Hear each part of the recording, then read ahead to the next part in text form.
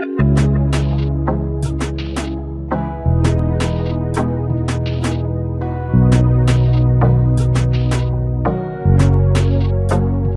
y'all, and welcome back to the channel. My name is Cynthia if you're new here, and this is Diving with Purpose. So I want to let y'all know I got mail, y'all. I already opened it. This came from Sherry Dunn, and she messaged me on Instagram, and she's like, hey, I want to send you this book. Would you be interested, you know? And I said, I sure am. Guys, this is perfect. Thank you so much, Miss Sherry, for sending it to me. Look at that, y'all. I know it's backwards for y'all, but it's the Farmers Almanac. So all y'all gardening people, you know what I'm talking about. Vegetable Gardening Handbook. Yes. I mean, all you need to know to grow. You know, grow your best vegetable garden. Why am I stretching trying to read this thing? Just put on these glasses. Okay, grow your best vegetable garden ever with tried and true advice from the Old Farmers Almanac. I don't know who these old farmers are, but for some reason, everybody, this is like the Bible of gardening. Okay, inside you'll find step-to-step advice, dirt on soil, tips for growing in ground, in raised beds, in containers. Yeah. Detailed instructions on watering, how to prevent pests and disease, because you know I be fighting. That's the only thing I'm not looking forward to. Let's see. Plenty of space for recording your own ongoing observations. So this is kind of like a journal too. Wow. So this is something I'll be passing down to my grandkids, and because I don't know if my kids will do it, but Mila will probably learn something. Anyway, let me show y'all what it looked like inside. So there's something. What is that? Tools for implementing success. Yeah. What else in here? Oh, right here. Oh, my soil's pH. I don't even know how to check that. I guess it'll tell me how to check my pH. I'm like, well, that didn't make it. I guess the soil was too bad or something, but I didn't know how to do that. What will you grow? Ooh, that's a nice garden there. Okay. I'm gonna skip to it. When to plant. We always go by the first and last frost dates and stuff. Ooh, look at that. Veggies. I am so excited about this book, and it always says growing concerns. How to fight the pests. Oh yeah. Oh, and it actually tells you the names of the pests, because you know how you hear like cabbage worm and what was the one eating up my plants? What was that? What was that thing called, y'all? It was eating up my squash. I mean, eating up my pumpkins. The squash vine borer. Ooh, I don't like it. I do not like him. I am not ready to fight with him this year. Signs and how to control it. Okay. We're going to learn a lot if you do gardening stuff. But anyway, this is not what all we're talking about. Y'all asked some questions about a week and a half, maybe 2 weeks ago.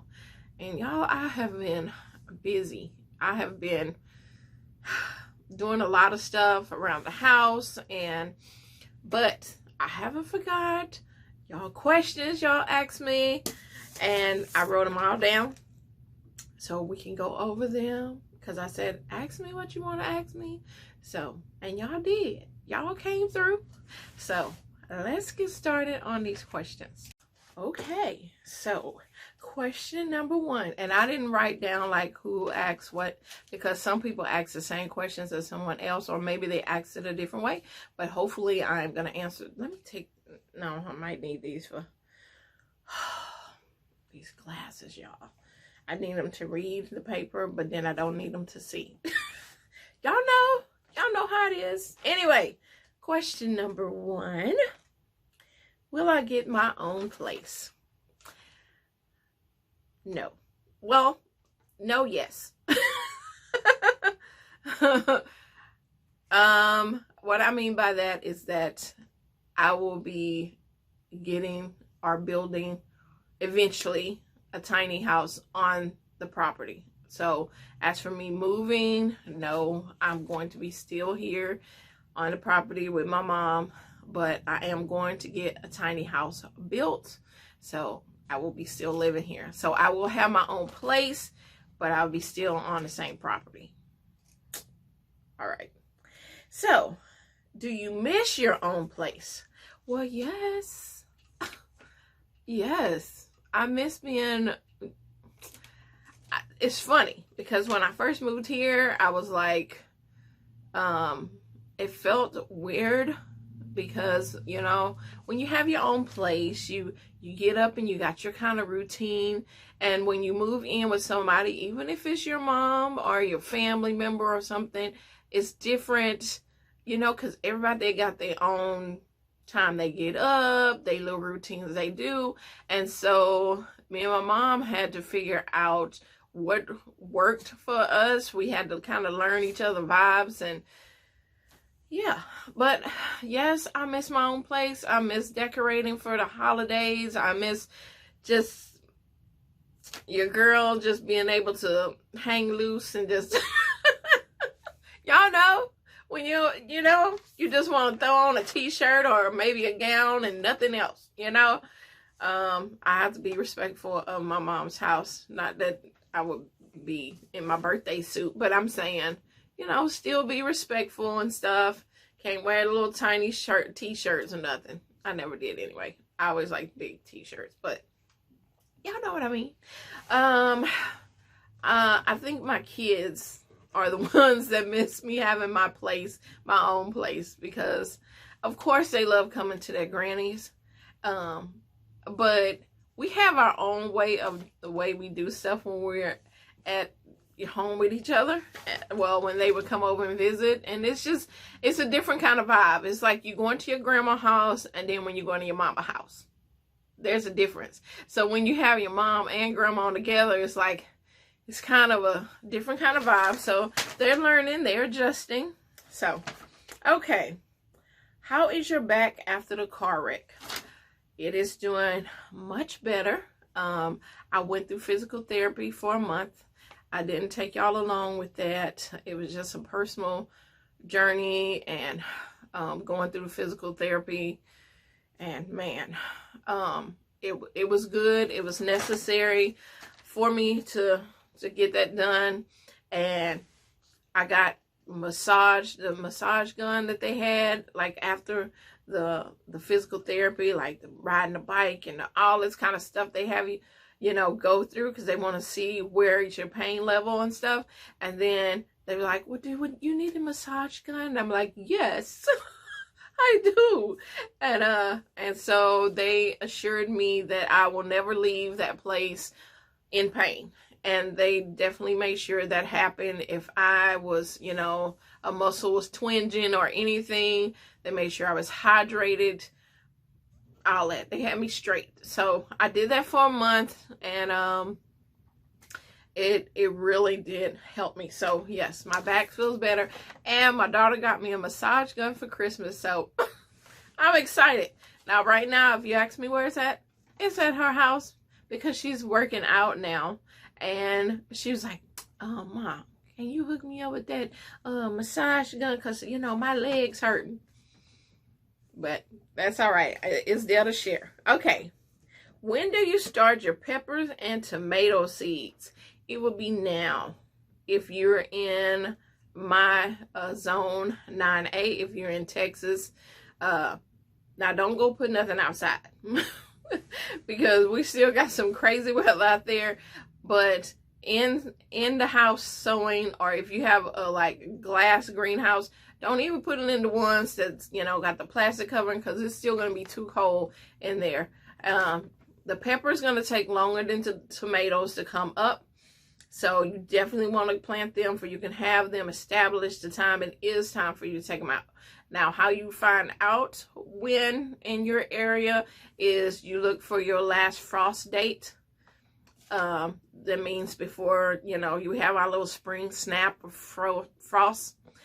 On the package, it'll tell you so many weeks before your frost date, you know, ends.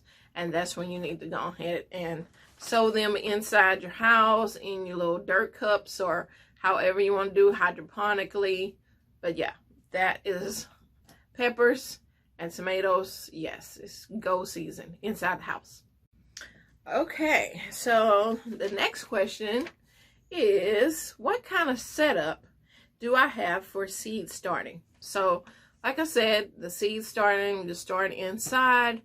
I have mine in the little trays. You can get them at the Dollar General. I think they're like 72 trays, and they actually come apart. So mine look like it's not 72 because I have tore each of the little cells. They come like a little 6-pack of each little group, and so I use that. I use solo cups. What else? Whatever I can, you know, put it inside the house that it doesn't take up too much space, and you don't want to plant them in something deep that it takes forever for the roots to get to the water source. So you want to plant them shallow in little, like maybe Dixie cups or anything like that. So that is my setup. That's what I have. Let's see. Why don't you have your garden in the backyard? Well, I'm going to show you a video. It's coming up. It's one that happened. We just had tornadoes, not in my town, but they had it like, what is 30 minutes away. It affected my daughter where she was, as for lights being out in certain sections of the town she's in. And so, the flooding, y'all. That's what we had over here. We had hard winds, which, y'all know my big tree in the back. It makes me scared because my mom was like, well, I know this is wrong, y'all. But so, you know, we live in a trailer, and on this side of the trailer where I'm at is where the tree's at. And she's like, well, I will give you my room, but I'm scared that tree might fall through the house. I'm like, hello, I'm on that side. I'm your child. So when the wind was blowing so bad and the like little branches was falling off and they was hitting the house, golly, I kept getting up. I was like, come on, Domino, let's go. I kept running to the front door like, we about to run out of here if that tree comes through. But it stayed safe. So we stayed safe, but flooding, yeah. Had my garden all underwater. It was, that video is coming, so definitely be looking for that. That was some crazy rain. It just rained and rained. Yeah. Okay. So that's why I don't plant in the backyard, because it is like a lake when it rains. And that's why I don't. I do have my fig tree in the backyard on the high part of the land. And then my poor orange tree that was over there by my compost, I don't know if it's going to live. I really don't know, because it's just been underwater. Like its roots just been, it's either going to make it stronger or it's going to kill it. I don't know. All the branches are like dry and crispy, but down at the root it's kind of greenish. So hopefully it's going to come back. I'm hoping. All right. Have I ever had a bad experience dumpster diving? Well, yeah. I've had a couple, I say, bad experiences to me. Okay, so I say bad experience because I was at a Family Dollar dumpster, and I seen this big bag, and some of y'all have heard this story, but newer ones probably haven't heard this story. But there was this big bag that, you know, I used to get a lot of dog food from that dumpster. And so it was this huge bag of dog food, you know, it was kind of folded down. So I'm like, okay.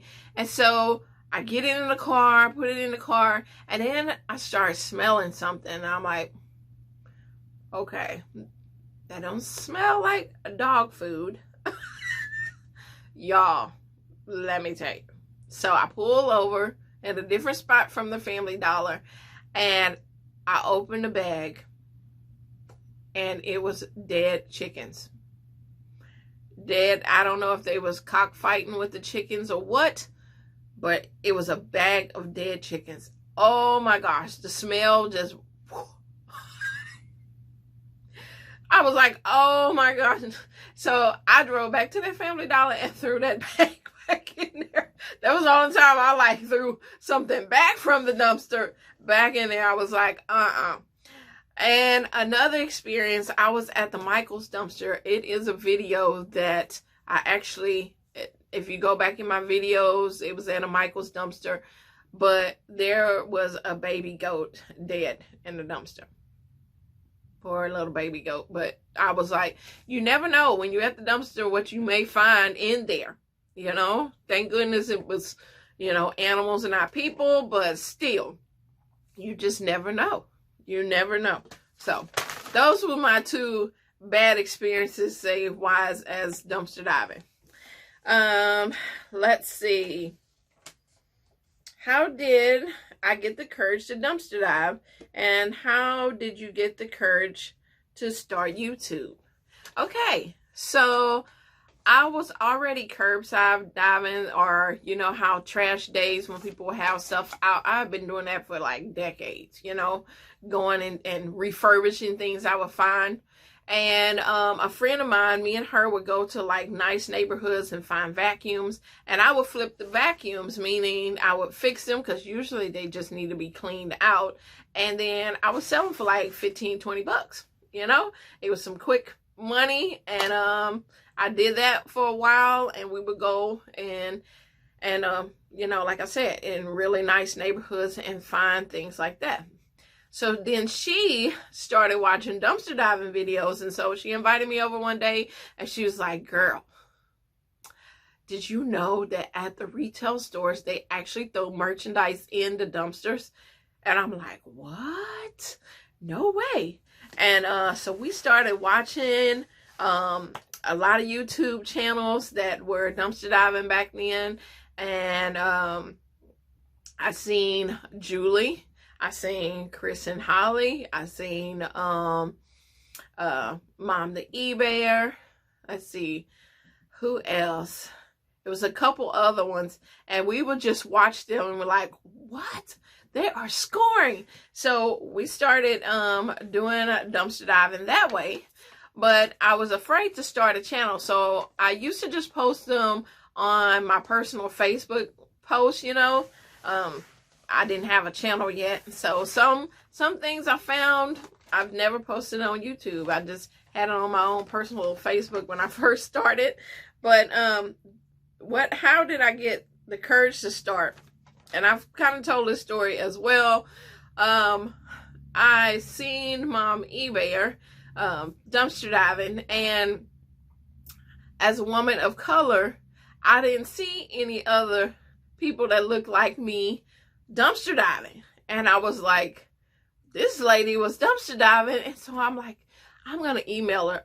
Back then she had, it was less than 100,000 subscribers, and so I emailed her thinking, okay, I'm probably not gonna hear from her. She's this big huge channel. I'm a person that haven't even started my first video. I haven't posted nothing. I haven't even started up my channel. And I emailed her and I said, hey, I want to start a channel, but I'm scared because I don't want the trolls to come after me.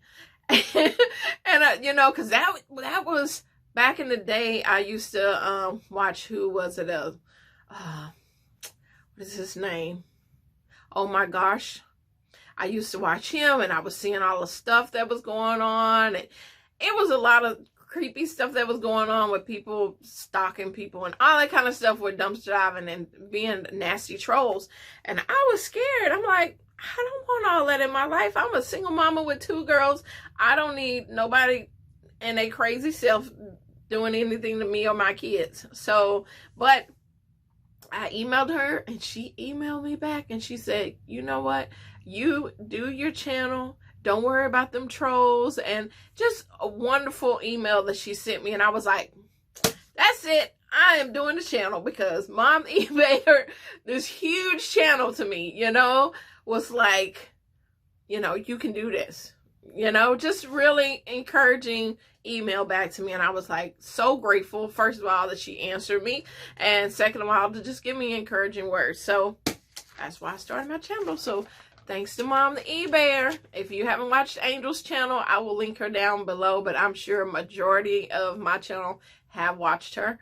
But she the one that made me decide to dumpster dive, to get the encouraged to not dumpster dive, get the encouragement to start a YouTube channel about dumpster diving. All right, so we don't have that many more, y'all. Okay, what do I like to watch on YouTube? Well, when I first started watching YouTube, of course you want to watch everything that's in the niche that you are in. So I was so into watching dumpster diving videos. But as the more I started doing dumpster diving, not so much wanting to watch, not say I didn't want to watch them anymore, but it got to the point where I'm like, yeah, just show me what you got. Because, you know, the adrenaline rush and everything, if you're not a dumpster diver and you're watching it, and yes, you want to be there, you want to, you know, feel like you're driving in the car and going with them, and you're looking in that dumpster and it's like, there's something there, you know, and you're like, oh my gosh, are they going to get it? You know, that adrenaline feel. I mean, I lived for that. I'm like, oh yes, oh my gosh, look at all the stuff they got, you know. But as I started doing it more, and I'm thinking, you know, they got to take this stuff home. They got to sort through this stuff. They got to clean up stuff. They got to disperse it to somewhere. It's a lot of work to it. And, you know, I stopped getting that boost of energy when I would watch them because I was doing it myself. But I did still love seeing the merch, still love seeing the donating part and all that, and the stuff that they get. Love it. So I used to watch dumpster diving channels a lot. I still do watch some channels. And gardening. I have been really into my gardening because I'm really trying to learn things in that niche. And so gardening has been what I've been passionate about. I've been watching a lot of channels and trying to learn things, especially because now I'm growing in ground, which, you know, your girl didn't know nothing about in ground growing. And so that, and I watch a lot of homesteading channels. I watch, what else I watch? Pretty much those: homesteading, gardening, dumpster diving, cooking, some cooking channels. If I'm looking for a certain dish, then I'll look at cooking channels. But yeah, that's the kind of channels I watch most of the time on YouTube. Okay, so here's a question that I've seen come up a couple times. Have I found a new job yet? No. I have not. I have put in applications. Now I have had offers, but it's not worth the gas going there, working the stuff that I would have to do. I don't know if y'all remember when I worked at, I was a dietary cook at the nursing home. I was back, you know, in 2018. And I was working there, and I found out I was the lowest paid of all the cooks, and I was doing the most work. I would come in the morning at 5 o'clock in the morning. I would cook breakfast for 150 people. I had to serve it up all on plates, and then I had to wash all the dishes, the pots, the heavy, all that stuff. And then I had to have enough time for I can start lunch and do it all over again. Cook for 150 people, plate up, all that, guys. And I was the lowest paid person there. And you know, and I was like, no, that was too much. I started having problems with my wrist from lifting those heavy pots and things like that. So when I left that job in 2018, I started doing, what was I doing at the time? Well, besides YouTube stuff, but I started up doing DoorDash. So y'all know that I was doing DoorDash, but it's just not really good over here in this little small town. Like, they're like, I can go to the store, baby, myself. I don't need you to bring me a burger. So, I don't get much business out here. I used to when I first came. And I don't know if DoorDash was just sending me some people, you know, for I can get hooked in down here. But no. So, no, I have not found a new job. I've been doing YouTube, and it is not paying. So, I have no job right now. No, I'm living very frugally. I am selling a lot of stuff on Facebook Marketplace from my my storage, so I can pay for my storage. Yeah, like I said, your girl has been busy trying to do things, and I believe when the right job comes along, that God gonna be like, look, here you go. Here's what you need to be doing. So in the meantime, I have been able to take my mom to doctor appointments, take her to her surgeries, take my aunt to places, go and take do stuff for my kids, go and watch Mila. So I'm doing odd and end things. It might not be the traditional job, but I mean, to be honest, since 2019, do people really have traditional jobs? I mean, even if you've been at their jobs for so long, you worked from home for about a year, you know? So, I do odd and end jobs. I don't have no specific title. That's all I'm gonna say. Okay. Were you ever married to the girl's daddy? And if not, would you like to be married eventually? Okay. I was wondering when somebody was going to get to kind of a personal conversation. Okay, so my oldest daughter is Kiana. And yes, I was married at one time to her dad. So I was married to Kiana's dad when we were 22. And 3 months later, I got pregnant with Kiana. And so then I had her when I was 23. And then we separated when she was a month old, because I don't think everybody was ready for a marriage. I was, but it has to take two to be ready for a commitment of a marriage. So I moved back home to my mom's house, and pretty much Kiana stayed here until she was 9 months old with me. I was here too, and I got divorced, and so then I moved to my own place and everything. So I had Kiana, and then I knew Kaya's dad for a while. Even before I had Kiana and before I got married, I knew Kaya's dad, and so we got back together after I was divorced. And I was talking with Kaya's dad, but we were not married. And you know how that went. But anyway, my sweet baby was created. And her dad was so sweet. He actually was like a daddy figure to Kiana as well. And so, but as for us making a commitment and being together, and nah, he's not commitment material.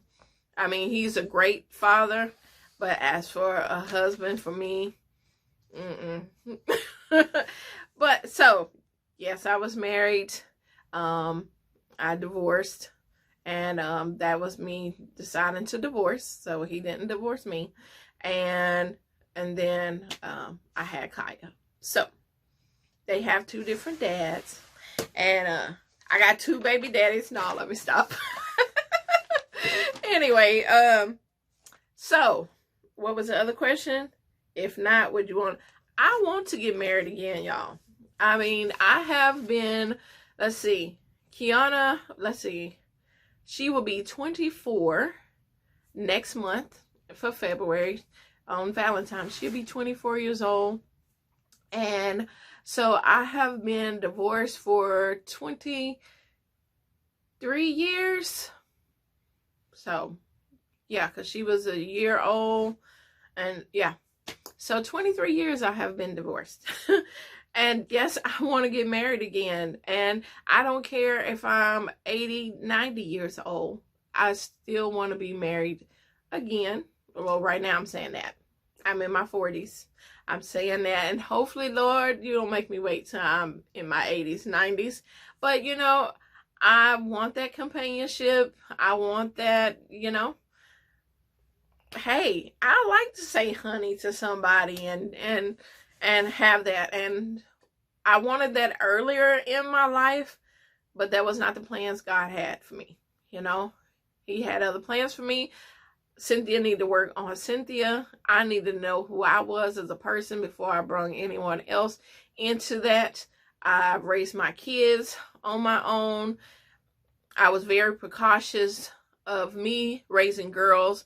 I was very precautious. I didn't want any man coming into my life when I had my kids, especially when they were young, especially when they got teenagers, just especially, you know what I'm saying? You see those things happen so much, and I did not want that to be a story that I had to tell. And so I raised my girls up. Now they are on their own. One is married, and one is adult, you know, as well. So I'm single. So if y'all got some uncles or some older cousins, you know, in their 40s now. Now don't, well, I'll go 50s, but don't be bringing me y'all 70, 80-year-old uncles from, no. Come on now. But, yes, I am a single lady, and I would definitely eventually want to get married. But I'm telling you what, they better have their life together. As for who they believe, died for their sins and rose again, okay? And that's all I'm gonna say. You better be on the same page as me as when it comes to that. And yeah. Okay, let me see, anything else? I think it was another question of did I want to be married or in a relationship? Yes, I do. I still have that urge to still be in a relationship. You know, I've asked God to take that away, you know, and since He didn't, that must mean that I need to somebody's supposed to come along. Somebody's supposed to come along. So I hope y'all enjoyed these questions. It was fun. This little Q&A, it was fun. I enjoyed it. Thank you again to Miss Sherry for sending me this wonderful book. I cannot wait to get into this and fill out all this stuff. It says more than 150 full color pages of photos. I'm gonna have fun with this. This is like another Christmas to me. So thank you again. I hope y'all enjoyed me answering these questions. If you did, make sure that you give me a thumbs up, and I will see y'all on the next video. Bye.